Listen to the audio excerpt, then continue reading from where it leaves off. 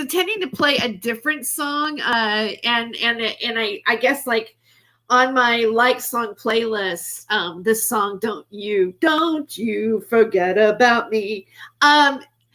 Breakfast Club. I gotta say, Breakfast Club is one of my most favorite movies. And I met Judd Nelson one time too. Yeah. I love to tell you. I love to tell my Judd Nelson story because when I hear that song, I think of Judd Nelson walking in that trench coat across the street, right? And at the end of the movie, and then he, puts his fist up, like yeah, at the end, because he kissed Claire. Got her one of her earrings, her diamond earrings that her, rich daddy gave her, It's just, I love that movie. I think I love that movie because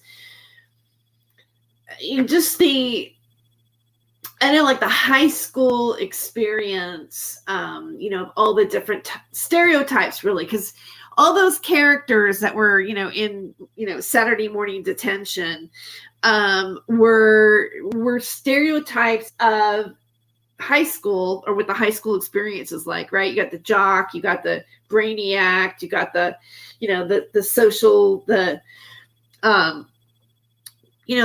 pretty girls, right? The beautiful people. And then you have the outcast man, the young man, the rebel that's probably might, in the future end up, in jail or in trouble with the law if they hadn't already been. The one that gets disregarded, the one that gets told that they're a loser even from their father. And then you have the basket case, the one that, comes from a family who doesn't really pay any attention. It's like they don't even exist. And so there's so many levels to that film.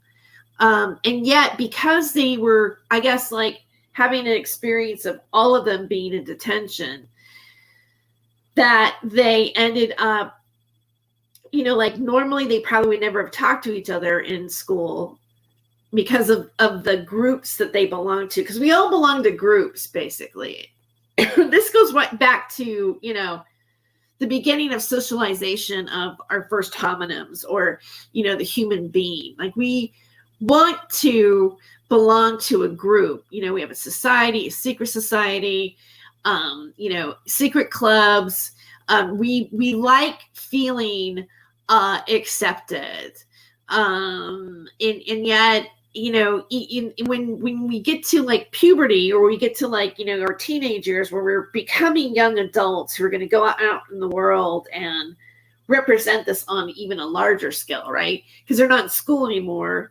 They're ready to go, right? But we bring all of this with us. We bring all of this social class and beliefs about ourselves, and automatic perception of what is acceptable and what is not acceptable. I don't know why I feel almost, even like as I'm saying this, I almost feel like I could cry about the thought of that.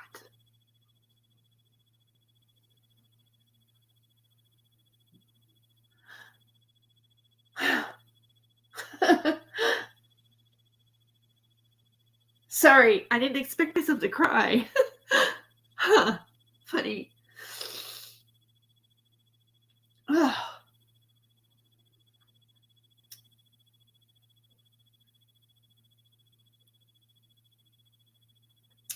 I don't know why that struck such an emotional chord with me this morning.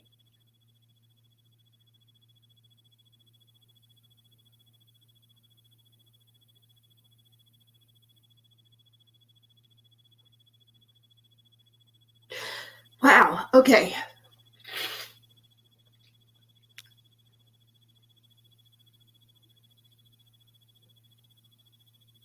I mean, I think as a society, we all live in our own echo chambers, our own political beliefs, our own religious beliefs. And, what we think is okay, or judgment, or acceptable, And we've had these like large arguments because of social media on this huge paradigm where, Republicans believe something some way. I'm talking about the United States, or the left or the right or the conservatives, or my group, because we're not alone in getting into these grooves. We come as a group in it. And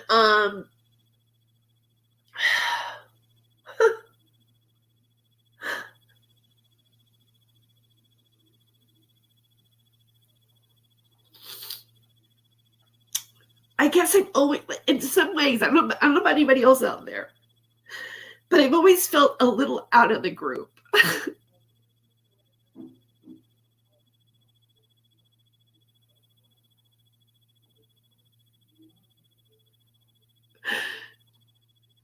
Just a little bit different.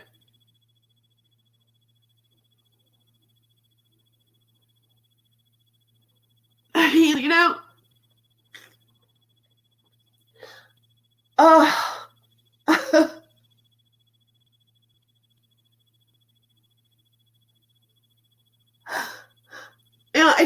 I try to go with the program, but I really can't.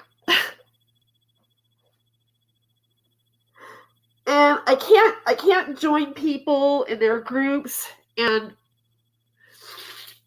their beliefs or what they're going to do to a certain individual. I guess I'm like talking about what's pertaining to what's going on right now. Like I did a video on Rebel, like the targeting or whatever, but it seems like there's all these different groups, and they all, it's either, okay, you think I'm real or whatever, and and my way is the right way. What I say about you is true because my group believes it. So therefore, if my group believes that you're guilty of this, or this is your character, or this is who you are as a human being, or this is what I'm going to talk about you as, you know what I mean? There's a group that does it. And then there's groups that do it to other groups. And there's groups that do this and blah, blah, blah, blah, blah. And I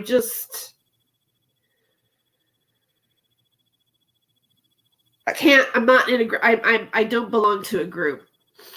So sometimes when you're not involved and belong to the group, then even it feels like even more people hate you because you're not in their group, or maybe it looked like you were in their group for a little while, but then all of a sudden you're not in their group anymore because you see things that don't jive with who you are in your core. Like, I can't go with something if I think there's something funky about it, or people are being duped or misrepresented, or it's going to do damage to somebody or a collective of people. If I feel that is happening, maybe I was with the group for one time, because we all belong to groups. None of us can sit here and say that we're not a part of some group. We belong to something. We have a family. We have a high school. We have people. We have pockets of people that we associate with. We have organizations that we campaign for. We have, some of us have been activists. We have, we camped out. We believed in something, in maybe some of us believed in the justice and the betterment of people, but still, even in that movement, there is, a group behind it. We don't normally do it alone, or you have a leader of a group, and people have died collectively because of their group.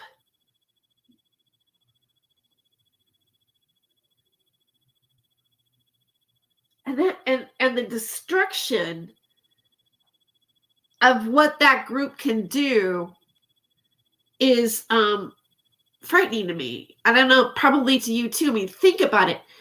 What the hell is wrong with us? Like, what the hell is wrong with the human race? Like, I'm just seeing all these videos of people, like,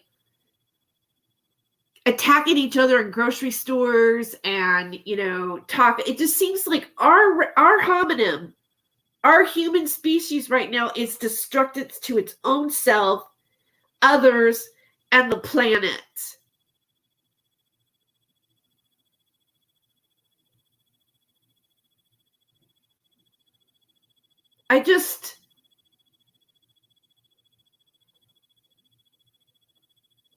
I'm worried about that. I'm worried about who we are as a collective species, basically. Like, because I think, and this is what scares me the most, is that when you're self-destructive and you're destructive to others and you and the planet and your environment, you don't give a damn. I see animals having more compassion and care than other human beings have for one another, their children, their elders. Nothing.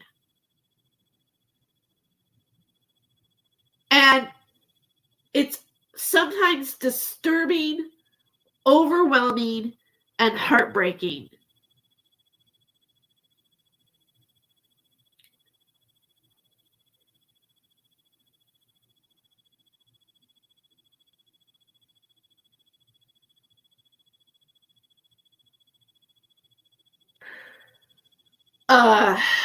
Wow.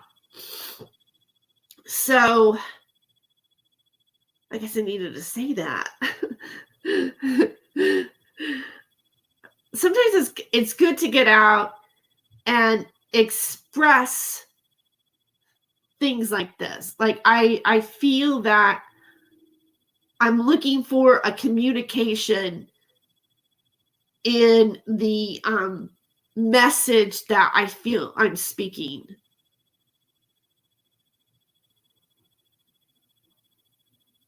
Like literally, chimpanzees and humans are similar to one another. We like to have fun and play. So do chimpanzees.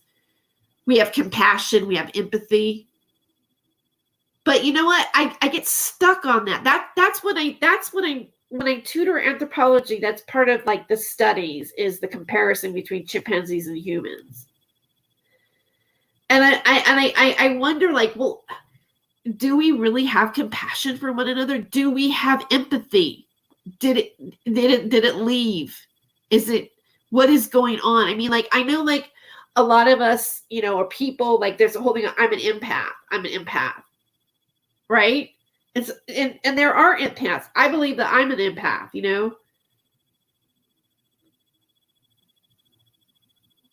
But I'm not saying that I've been perfect or that I haven't hurt anybody with what I've said or done, or that I'm far from being perfect in any of this.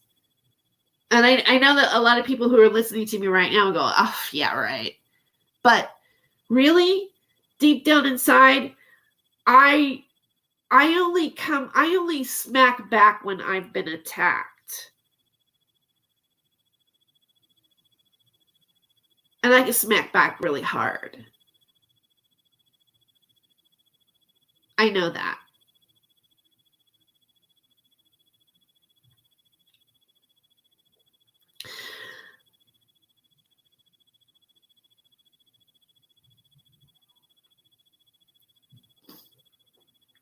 And if I've hurt anybody, I apologize. Because I feel bad about that. There's aftermath to even my own actions towards other people at times.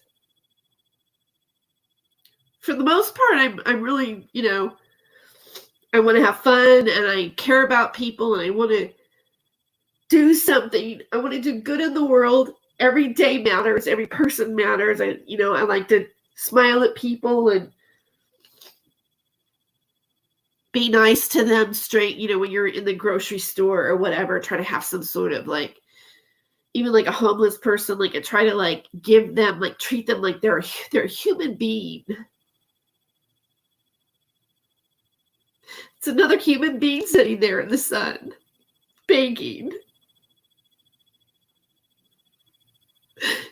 In a cardboard box.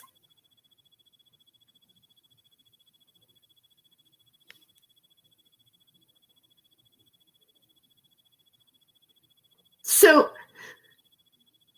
do we have compassion? You know, I thought this was really weird. There's a guy named Johnny Dam, and I was on this network, New Dissident Radio, and it had a lineup of some really interesting, like George Carlin's daughter, Kelly Carlin, was on it, and a comedian named Emery, and, you know, the ardent atheist is Emery. Emery, that's his name too, Emery. Emery is a character because, like, I met him in Kansas City, Missouri when I was performing at Stanford and Sons.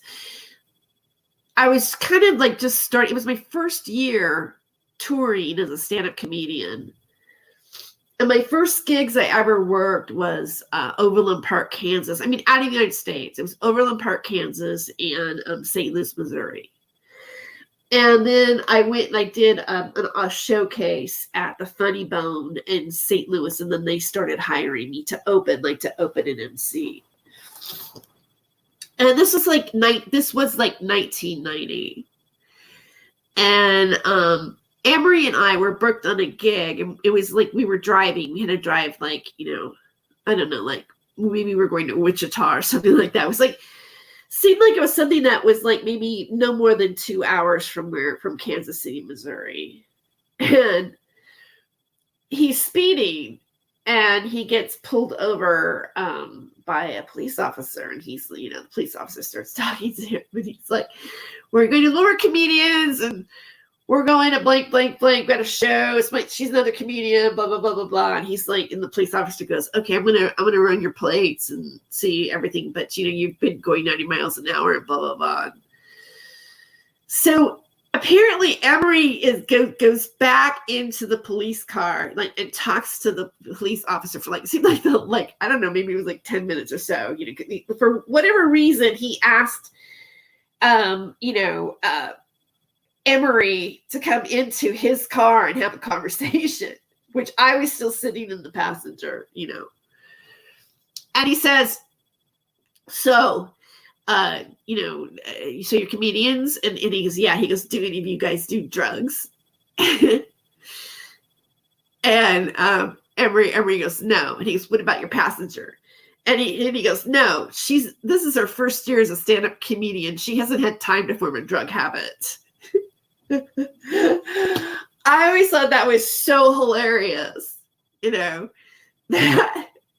And he's like, "Okay, you know, there is a guy named John Fox." There was, like, my first year on the road, because, like, comedy allows people to do things that they normally probably wouldn't do or have the opportunity. Okay, what I mean by that, especially like the 80s, like in the 80s, you know, by the way, I'm not monetizing this. So, because I played regular music, I knew I was going to monetize it. So, like, if you want to support me by giving me a super chat, or, you know, I should do my ticker tape or something like that. My PayPal's HollywoodHemptress@gmail.com, HEMPTRESS. But I knew I was going to talk about stuff and everything. And so, you know, YouTube is so picky, you know, to the minute about, like, anything that's not just like almost Disney squeaky clean. You're going to get marked down, like, to a limited advertising. And then they make you watch this video. You got to label your own videos as, like, what did you talk about any of these topics? So you got to, you know, whatever. And then, so, like, I already know that I'm not going to, I'm not going to be, monetizing that. I don't want to problem is like, and I'm always kind of, even as a comedian, I've been this way. I don't want to think about having to monitor what I'm going to say just because I'm going to get money for it. It's because even in like stand up, there's always this, like, you go to a club and they go, oh, I can't say these words, blank, blank, blank, blank, blank, or you can't talk about sex that way. And, whatever. And so I always felt that I was like just trying to get away with something. Like, how far can I go to the line before I get in trouble with what I say? I'm that person. So, and the most honest communication that I've ever done, and I think even some of my best shows have always been where I didn't feel that restriction. Like, I was just letting things come out. Like, I was just saying it. I was saying like I wanted to say it. I say it like it's in my head now. I want it to come out.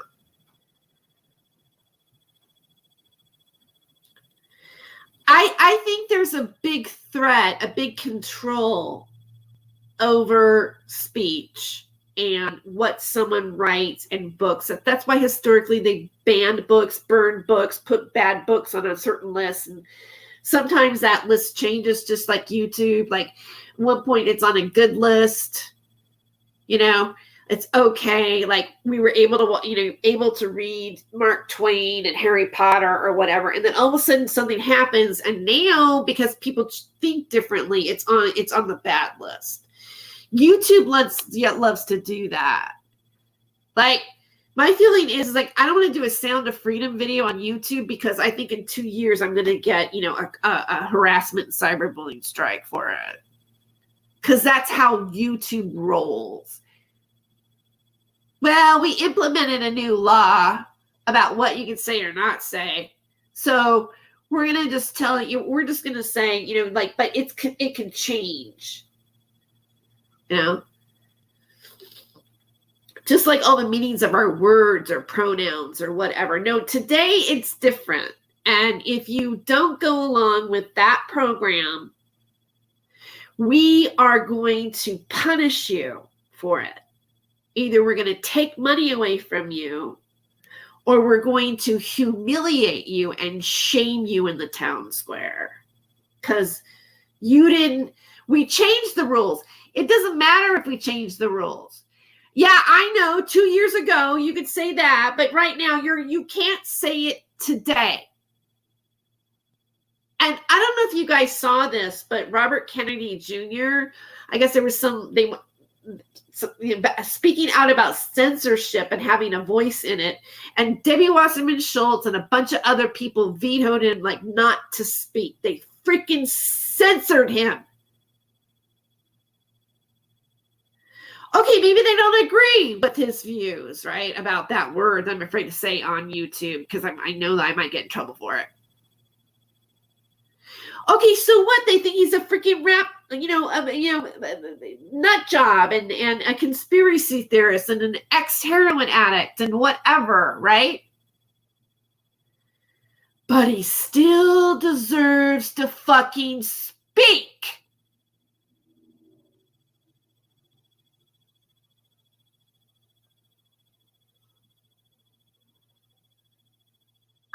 Unbelievable.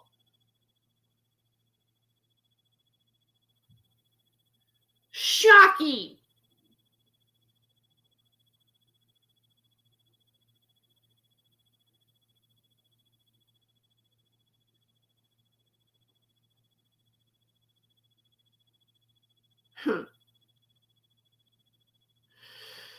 So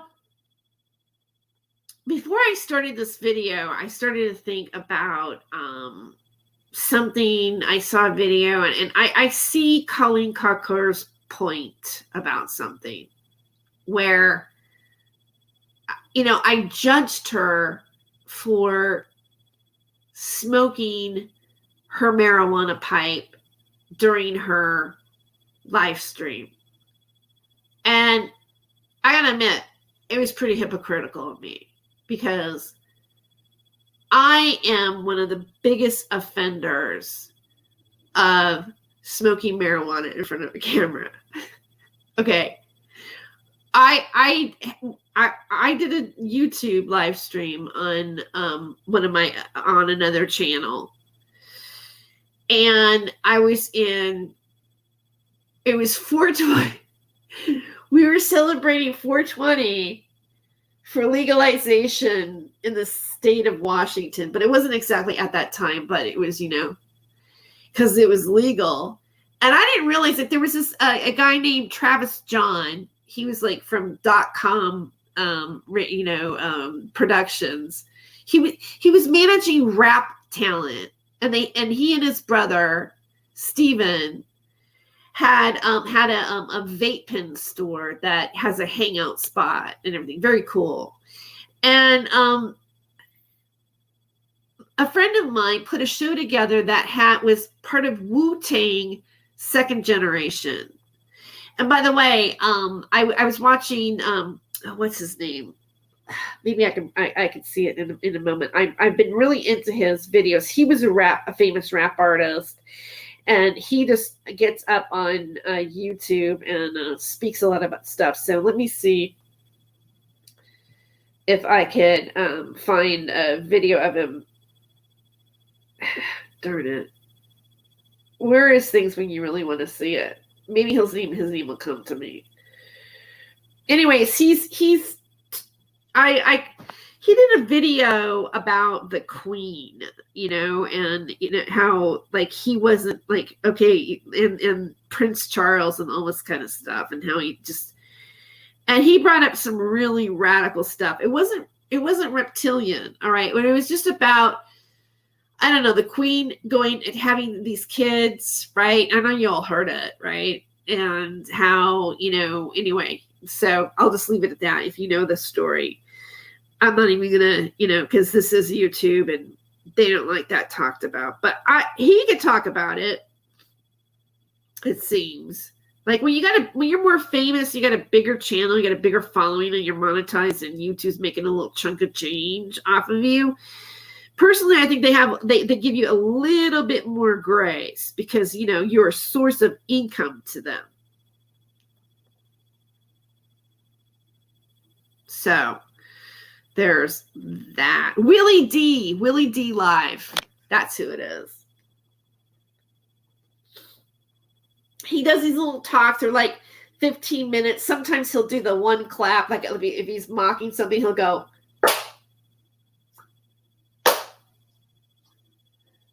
and then make this face, But I did a live stream on Time for Hemp, and then simultaneously at the same time that I was live streaming it on my YouTube channel.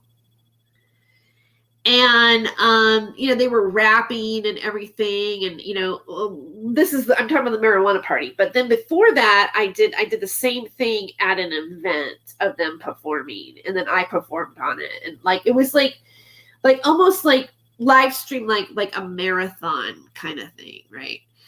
And so when we had this party, because I was the Hollywood Hemptress, right?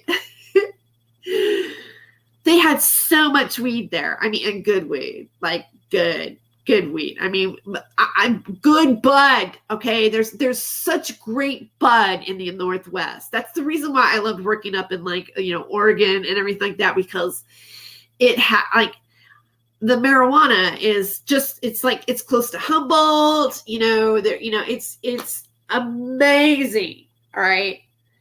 Hash, everything. All of it, right? Moon rocks. Okay. I mean, just bong hits, everything. I just, and so because I feel rebellious, because I believe that, well, the reason why I want to talk about this today is because this morning, I really think it's a medicine. I think it's this wonder plant that has been taken away from us.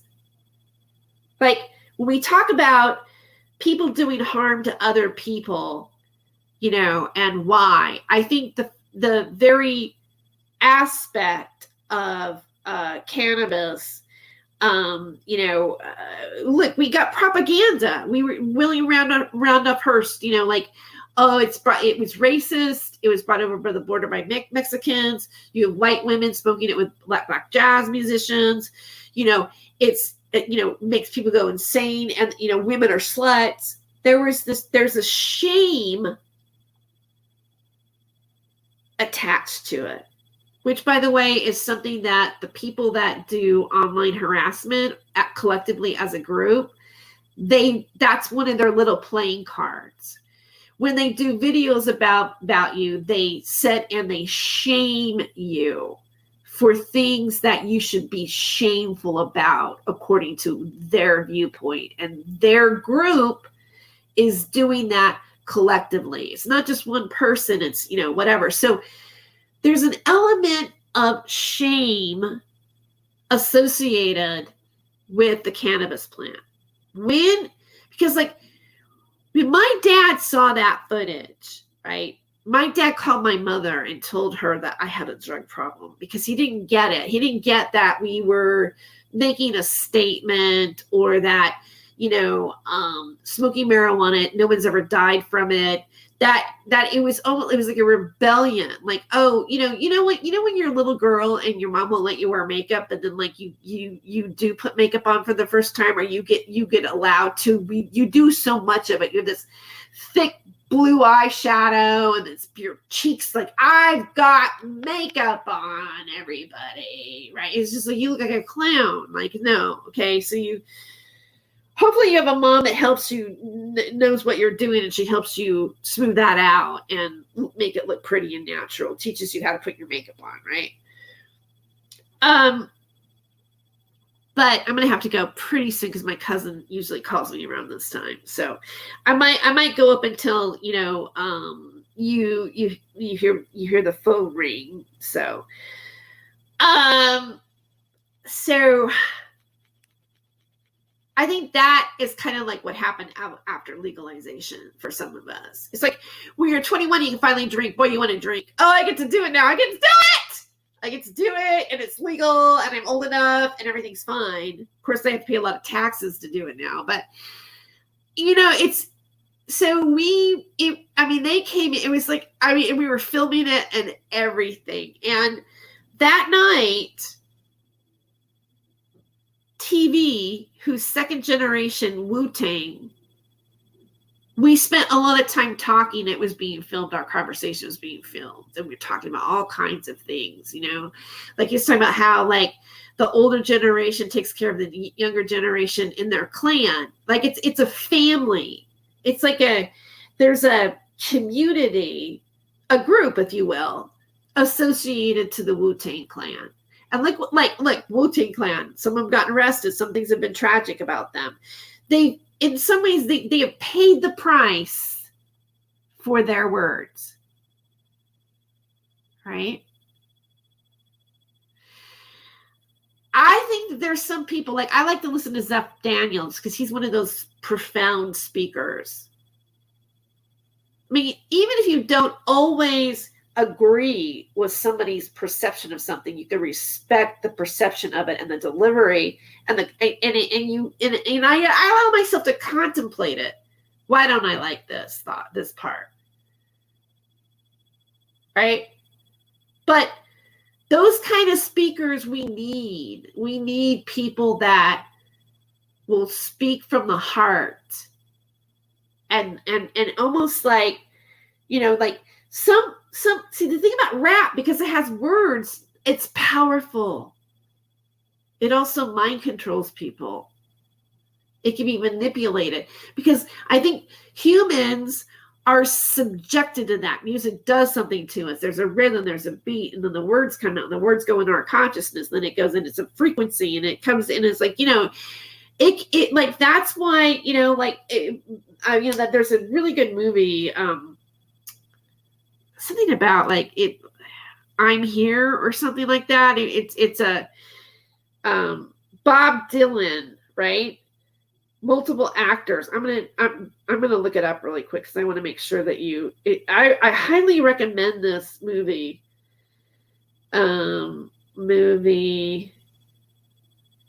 I'm not there. It's I'm not there. I'm pretty sure that is. You know, he was being interrogated for like his lyrics, and yeah, I'm not there. Oh my god, it's so good because Kate Winslet plays him. Plays Bob Dylan. It's an amazing performance. I think she got nominated for that at the Academy Awards. It was that good. I think she was the best Bob Dylan out of all the other men. That's my opinion. I mean, and she, you know, even though she's a beautiful woman, the way her face, the shape of her face, because it's long, and so is his, they were really, I mean, she was a little bit more of an attractive Bob Dylan, but she had his hunch, his walk. You know, it's one of my most favorite performances by an actress is, you know, her depiction of Bob Dylan. But even Bob Dylan was, you know, investigated. John Lennon, you know, like, and let's talk about a speaker, Martin Luther King Jr.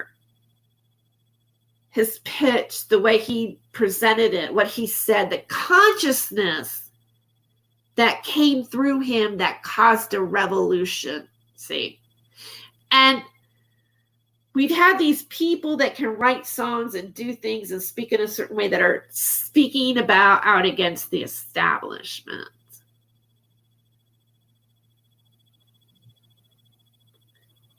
And I think Wu-Tang and a lot of different rappers get controlled. They get manipulated. They get distracted with money, because they know if you have influence and you're popular. Like they just did a show about what's her name, Taylor Swift concert, where there's this phenomenon where people can't remember what they saw, and people saying, oh yeah, it was a ritual, you know, and there's conspiracies about that. But and then there's these scientists saying, well, you know, a person could get overload, you know, of overstimulated to where you don't remember what just happened. Oh, really? I thought I had an orgasm, but I forgot it. You know what I mean? It's like, you know what? I overstimulated so much that you had an orgasm, but it was so fantastic that you forgot that you actually had an orgasm.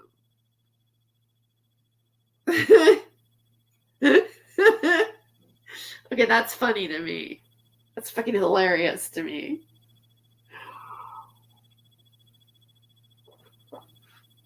So, getting back to the party, it's epic, and I'm thinking about maybe even having it as one on here on YouTube as one of my members only videos, because it's worth watching. It's epic. And TV, because it's Wu-Tang, the Wu-Tang Clan, and the Kush family, which is not, it's not Kush, the weed name, right? It's Kush family. He told me on camera that I was initiated into the Wu-Tang Clan and the Kush family, that I was in their gang and I was one of them. And like, that's, you know, honestly, that's an honor to me, because, you know, it's about the speaking. It's about, like, you're bad enough. It's about being willing and courageous enough, despite the backlash of what you might get, or stand behind the causes that you believe to be true, that it's worth it. It's worth it to end racism. It's worth it to, like, allow hemp into our world. It's worth it to have a medicine, because this morning I woke up with a really bad sinus headache. Like, I could barely sit up, and it made me nauseous, and I threw up.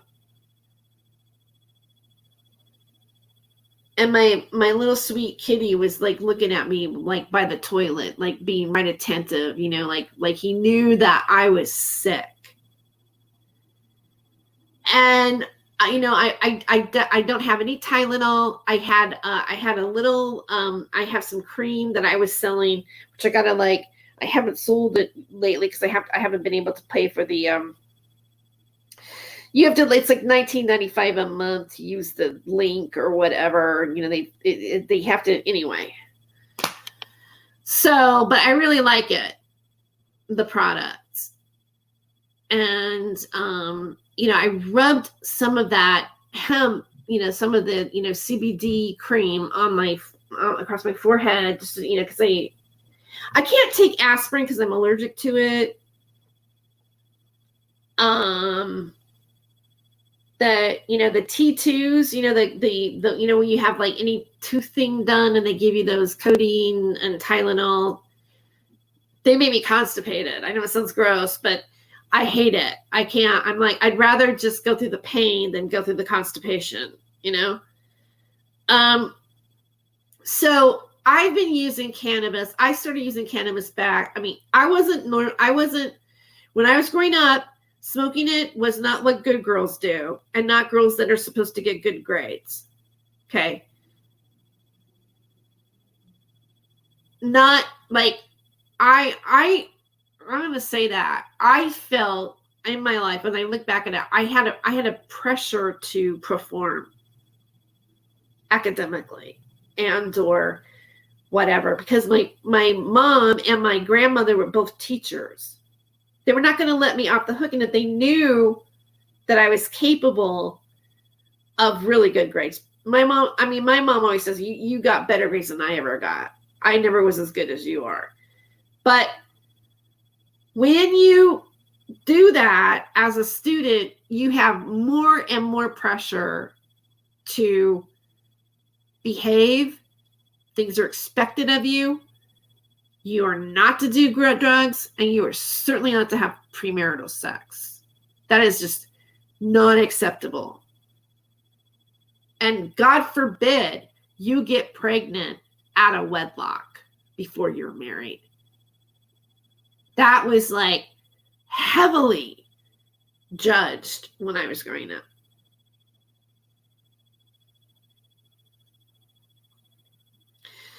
So, okay, it's 1:55. So, Wu-Tang Clan, yeah, I got initiated into the Wu-Tang Clan. And I think it's kind of funny because I'm like, yeah, you know, how many like white-haired 60-year-old women are like 61 are part of, you know, I belong to the Wu-Tang Clan. So I have an interview with TV, actually, on this channel. It's like one of my first ones that I uploaded when I started the channel. And you know, and I play some of his, I was allowed to show some of his rap music as well. But yeah, it blew me away that when I realized that the Wu-Tang Clan was like number one. Okay, so before I go, I should tell you my Judd Nelson story. I went to Kathy Griffin's Christmas party in, I think it was 2003, or it might have been 4. It was like right around like this, pretty much 3. She hosted a show called Average Joe at the same time, pretty much in the same season that when I was on Last Comic Standing, and I met one of the contestants on it. Well, more than one actually. And the one contestant was, I can't forget his name right now, which is really terrible, was a 36-year-old virgin on the show. And he was sitting next, I was at this filming of Big in 2003 with VH1, and my first red carpet thing with some of the cast, and Jeff Brown and Tess Drake and Rob Cantrell and I, you know, like posed on the carpet together. And we did this sort of like Charlie's Angel kind of campy pose. And we were, then we were part of the show because like the whole thing was like reality television just really like went nuts at that time. And like 100,000 reality television show stars was the whole thing paraded on the Universal Amphitheater. It was like the taping was there, and it was a big like kind of like celebrity kind of thing. Like it was a filled crowd, and you know they had Liza Minnelli was on the show, Kid Rock, heck, there was even a bit with what's his face, Corey Feldman. Okay, but you know that song, like "Rebel Like a Polaroid." Na, na, na, you know, it was a really hot band. Oh my God. Okay, it's probably the Cannabis. Because I had to take one this morning. The point is I woke up with a thing. I vomited, and because I had no medication, I took the Cannabis, and then I prayed for God to heal me, and I really felt better after I prayed to God to heal me, because I'd already, you know, like once I said that, then I just felt this huge release of pressure off my head and physically, but I took I had taken the Cannabis, and, you know, I had talked to my mom on the phone about some stuff, and because she had texted me, and then I started thinking about it, you know, about like, how do you use it? Like, I know I did that party with like all the pot and everything and blah, blah, blah, blah, blah, the pot, right? Outcast is the name of the group that was, and Outcast was new then on the Big in 2003 show, and I was sitting like almost in the front, like, you know, woo, the it going on. Okay, so we got to get to Judd Nelson. So the guy, the man, I got to remember his name. Shit, I see friends with him for a long time too. Anyways, I went to her Christmas party because she hosted his show. She knew him. He got the invitation. I went with him to that party, and I was a smoker then, right? And there was this backyard area where you could go up these stairs, and there was this top flat platform. And I was talking to somebody that was in the industry that had seen me on the show and really liked me, you know, which was really nice to hear. We were having a little conversation, and he's asking me about the other, you know, comedians, Ralphie May and Dap Van and all this kind of stuff, right? And then you know, it's just, you know, at the time, then there was this, I was going to walk down these stairs, and Judd Nelson was at the bottom of the stairs. And he looked up at me and he goes, "I'll save you. Come on down," you know, and he stood there at the bottom of the stairs until I got down the flight, and then grabbed my hands, and he goes, "Hi, I'm Judd Nelson." And I was almost frightened, and not frightened. I was like, oh, I wasn't sure if and I go, was he flirting with me? Like, what's going on? Right. And I'm all giddy and girlish, even when I talk about it. And I go, but all I could hear was that song, "Don't You Forget About Me." And I go, "Oh, thank you. Thank you." And then that was it. You know, I didn't like talk to me any further or whatever, but yeah, it's my Judd Nelson story. I mean, just in lieu of the movie and everything, right? It's just like, and there he is, like on the bottom of the stairs. I'm like, oh my God, it's like, who wrote the script? But you know, life is stranger than fiction, for sure. But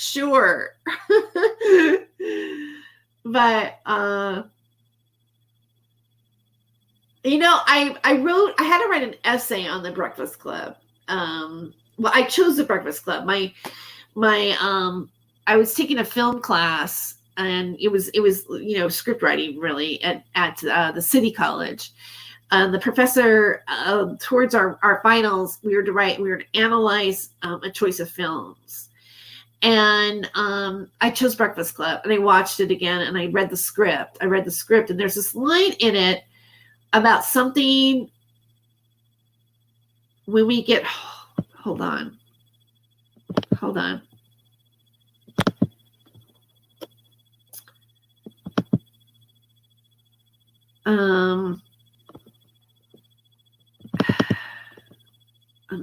I think I have it in my downloads, 'cause I want to make sure I get this line right. Okay, yeah, Breakfast Club PDF. Okay. Oh,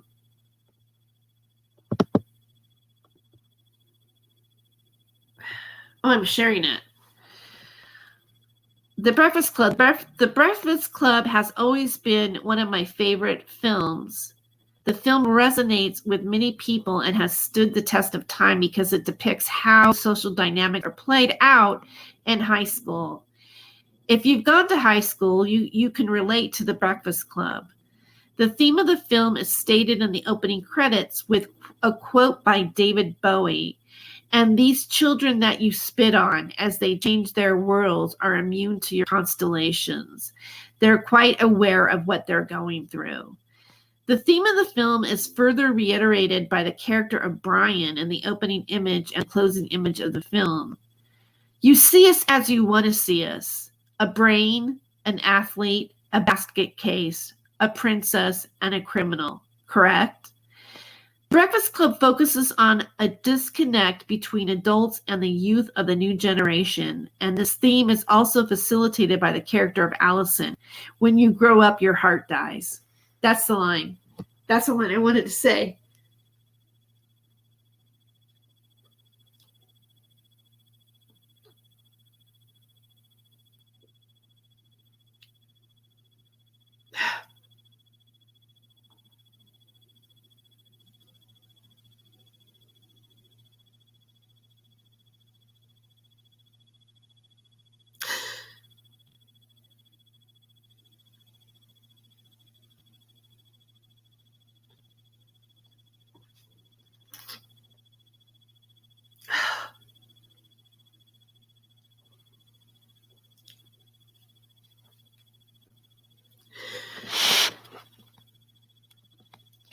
The film examines the labels and expectations of how a teenager is expected to behave based on their family upbringing, social class, teacher, and even janitors who work at the school. The Breakfast Club does not follow every beat in Blake Snyder's beat sheet. First, the theme is stated in the opening credits and the opening image and closing image, as opposed to being stated on page 5. Second, there is no main hero or protagonist, as the movie is an ensemble piece. The students, as a collective, are the protagonists, and the adults are the antagonists. The adults are selfish, egoic, and lack understanding and unconditional love for their children. The teenagers who define themselves in a social group judge each other because the adults and the institution of the school put them in that box. Third, there are no changes in locations at the end of Act 1 as depicted in Blake Snyder's beat sheet, unless you consider Vernon locking Bender in the closet as a change of location. I guess someone could argue that the character of Brian is a central character because his role has the most surprising arc, as he was going to kill himself if he didn't get an F, for getting an F in class. Plus, he narrates the opening and closing images of the film. This is a breaking away film because the characters break away from society, family, and institutional definitions of who they are. In the end, they see each other, become friends, and even become romantically involved. Each character evolves and gains a new sense of self. And you cannot forget that great song that so defines The Breakfast Club. Don't you forget about me. Breakfast Club is a classic film that I can watch over and over again. Hold on. Hey, Carrie, I don't want to put you on speaker because I'm finishing up a live stream. Can you give me a call back in like 5 minutes? Oh, yeah. Okay. I'll speak with you soon. Bye. Okay, so that's my sign off there. And you know what? I know that I can see that there are like 20 people in the chat, but I'm going to have to go. So I appreciate you being here. And I enjoy looking at your comments in the chat when I get done. And I'm gonna sign off with this phenomenal song. Let's go from the beginning. God bless you guys. Have a great Saturday. And yay that my headache is gone.